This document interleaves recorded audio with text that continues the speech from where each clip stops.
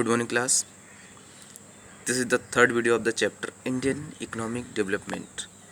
तो इसमें हम बात करेंगे इंडस्ट्रियल सेक्टर की. As in the case of agriculture, जैसा कि एग्रीकल्चर का केस रहा था, सो आल्सो इन मैन्युफैक्चरिंग, और वो ही हाल मैन्युफैक्चरिंग का हुआ. India could not develop a sound industrial base under the colonial rule. तो कॉलोनियल रूल में इंडिया एक अच्छा इंडस्ट्रियल बेस डेवलप नहीं कर सका कि ब्रिटिश रूल में, ठीक. Even as the country's world famous handicraft industries declined, यहाँ तक कि कंट्री की world famous handcraft industries decline होने लगी, उनका पतन होने लगा था, कम होने लगी थी. No corresponding modern industrial base was allowed to come up to take pride of place so long enjoyed by the former. उससे पहले जो भी इंडस्ट्रियल बेस एंजॉय किया गया था, उसके लिए उसके प्लेस पर कोई भी corresponding modern industrial base was allowed, तो कोई भी मॉडर्न इंडस्ट्रियल बेस अलाउ नहीं था, ठीक है. The primary motive of the colonial government behind this policy, तो इस पॉलिसी के पीछे सिस्टमेटिकली कॉलोनियल गवर्नमेंट का जो प्राइमरी बेस था वो क्या था? De industrialising India was two fold. तो इंडिया को डी इंडस्ट्रियलाइज करना, यानी भारत की इंडस्ट्रीज को डेवलप होने न देना, ये एक मेन बेस था, प्राइमरी बेस था. तो इसमें देखिए टू फोल्ड कौन कौन से थे. द इंटेंशन वाज, फर्स्ट क्या था? To reduce India to the status of mere exporter of important raw materials for the upcoming modern industries in Britain. तो इंडिया को एक बहुत बड़ा एक्सपोर्टर के रूप में, ठीक. फिर देखते हैं to reduce India to the status of mere exporter of important raw materials. तो ब्रिटेन की इंडस्ट्रीज के लिए रॉ मटेरियल का एक एक्सपोर्टर के रूप में रिड्यूस करना ही मेन पर्पस था, कि इंडिया का रॉ मटेरियल ही ब्रिटेन पहुँचे और वहाँ की इंडस्ट्रीज डेवलप हों, इंडियन इंडस्ट्रीज डेवलप ना हो. ये पहला मोटिव था ब्रिटिश का. सेकंड मोटिव जो था, to turn India into a sprawling market for the finished products. India को ब्रिटिश से बने फिनिश्ड प्रोडक्ट का एक अच्छा मार्केट में चेंज करना ऑफ दो industries, so that their continued expansion could be ensured to the maximum advantage of, ताकि उनका जो continue expansion maximum advantage of their home country, तो उनके होम कंट्री को ज़्यादा से ज़्यादा एडवांटेज मिले. तो ये दोनों बातें आप समझ गए होंगे, ठीक है. ब्रिटेन, तो अपने होम कंट्री ब्रिटेन की इंडस्ट्री डेवलप करना पर्पज था, और वहाँ से बनी हुई फिनिश्ड चीज़ों को इंडिया में बेचना.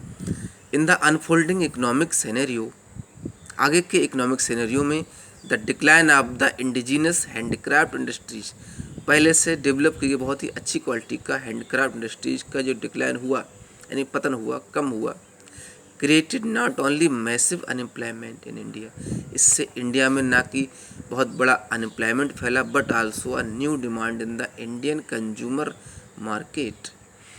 और अनएम्प्लॉयमेंट के साथ साथ इंडियन कंज्यूमर मार्केट में एक नई डिमांड भी क्रिएट हुई, which was not deprived of the supply of locally made goods, जिससे लोकली बनी हुई गुड्स की सप्लाई से लोग वंचित रहे. तो this demand was profitably made by the increasing imports of, तो ये डिमांड प्रॉफिटेबली किससे पूरी हुई? Cheap manufactured goods from Britain, Britain से आने वाली सस्ती चीज़ें, यानी कि ब्रिटेन की मार्केट, ब्रिटेन की इंडस्ट्रीज में बनी हुई मैन्युफैक्चर्ड गुड्स ने इंडिया की इस डिमांड को पूरा किया, यानी कि वहाँ की गुड्स लोग परचेज करने लगे और Indian market, Indian industries goods purchase नहीं कर रहे थे. During the second half of the 19th century, 19th century के सेकेंड हाफ सेशन में modern industry began to take root in India. तो इंडिया में मॉडर्न इंडस्ट्री की जड़ें भी फैलने लगी, but its progress remained very slow, लेकिन उनकी प्रोग्रेस बहुत ही स्लो रही. इनिशियली एग्जाम्पल के लिए this development was confined to the setting of of cotton and jute textile mills. और ये इंडस्ट्रियल डेवलपमेंट कहाँ तक लिमिटेड रहा? जूट और टेक्सटाइल मिल्स की सेटिंग होने तक ही लिमिटेड रहा था। The cotton textile mills mainly dominated by Indians. तो कॉटन टेक्सटाइल मिल्स मेनली क्या था? इंडियंस के कंट्रोल में थी, were located in the western parts of the country. Country के वेस्टर्न पार्ट में ही लोकेटेड थी, नेमली महाराष्ट्र और गुजरात। इन्हीं स्टेट में कॉटन और टेक्सटाइल मिल्स थी और जिनके मालिक इंडियन हुआ करते थे। While the jute mills dominated by the foreigners, जबकि जूट मिल्स पर कंट्रोल फॉरेनर्स का था, पर मेनली कंसंट्रेटेड इन बंगाल, जो मेनली बंगाल में केंद्रित थी। सबसेक्वेंटली इसके साथ साथ the iron and steel industries began coming up in the beginning of the 20th century. 20th century की शुरुआत तक आयरन और स्टील इंडस्ट्रीज भी पनपने लगी। ठीक, the Tata iron and steel company TISCO was incorporated 1907 में इसका शुरुआत हुई थी। TISCO a few other industries in the field of, तो इस फील्ड में देखिए कुछ दूसरी इंडस्ट्रीज थी जैसे sugar, cement, paper etcetera, came up after the second world war. तो ये इंडस्ट्रीज सेकेंड वर्ल्ड वार के बाद सामने आई। However there was hardly any capital goods industry. तो उस समय देखिए मुश्किल से ही कोई भी कैपिटल गुड्स इंडस्ट्री हुआ करती थी to help promote further industrialisation in India, जिससे कि इंडिया में आगे इंडस्ट्रियलाइजेशन को बढ़ावा मिले। यानी कैपिटल गुड्स इंडस्ट्रीज बहुत ना के बराबर थी।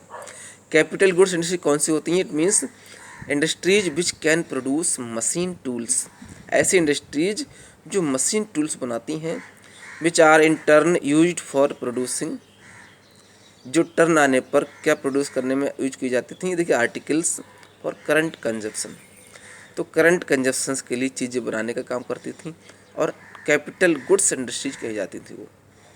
The establishment of a few manufacturing units are here and there, तो यहाँ वहाँ कुछ मैन्युफैक्चरिंग यूनिट्स को इस्टेब्लिश करना was no substitute to the near wholesale displacement of the country's traditional handicraft industries। तो कंट्रीज की ट्रेडिशनल जो हैंडक्राफ्ट इंडस्ट्रीज थी उसका सब्स्टिट्यूट नहीं थी यहाँ वहाँ इंडस्ट्रीज बना देना।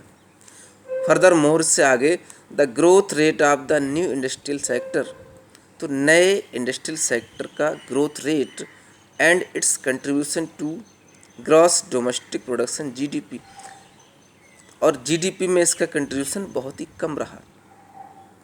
तो यानी कि जो इंडस्ट्रीज बाद में दूसरे की डिस्प्लेस करके बनी थी ट्रेडिशनल हैंडीक्राफ्ट पर, तो उनका जीडीपी में रोल बहुत ही कम रहा, very small. Another significant drawback of the new industrial sector बाज, तो न्यू इंडस्ट्रियल सेक्टर का दूसरा ड्रॉबैक क्या रहा था? The very limited area of operation of the public sector, तो पब्लिक सेक्टर का ऑपरेशन एरिया बहुत ही लिमिटेड था। This sector remained confined only to the, तो ये सेक्टर पब्लिक सेक्टर कहाँ तक लिमिटेड रहा? कन्फाइंड मीन्स लिमिटेड रहे ना। Railway, power generation, communications, ports and some other departmental undertakings, तो केवल इन्हीं तक पब्लिक सेक्टर लिमिटेड रहा, इसलिए भी ये इंडस्ट्री डेवलप नहीं हो सकी।